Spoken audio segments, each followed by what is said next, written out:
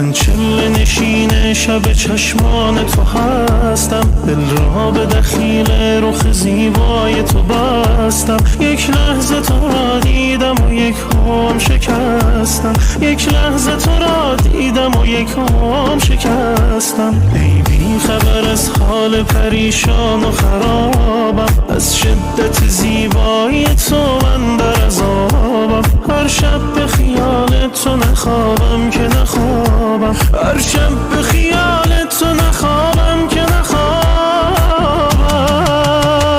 ای جان به قربان همان صورت خندان توست، دل پریشان شده از حالت چشمان تو. سرد و درمان من آن چشم خمارت شده، بند و زندان من آن گرمی دستان توست. ای جان به قربان همان صورت خندان توست، دل پریشان شده از حالت چشمان تو. سرد و درمان من آن چشم خمارت شده، بند و زندان من آن گرمی دستان توست.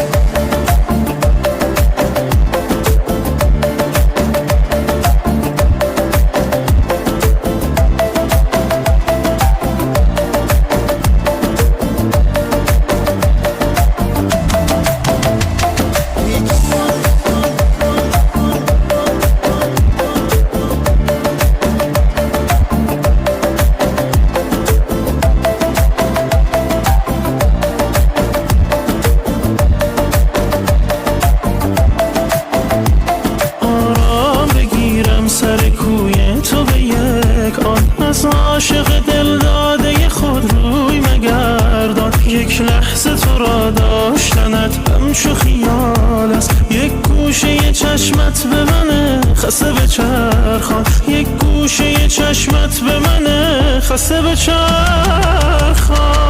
جان به قربان همان صورت خندان توست، دل پریشان شده از حالت چشمان تو. سرد و درمان من آن چشم خمارت شده، بند و زندان من آن گرمی دستان توست. ای جان به قربان همان صورت خندان توست، دل پریشان شده از حالت چشمان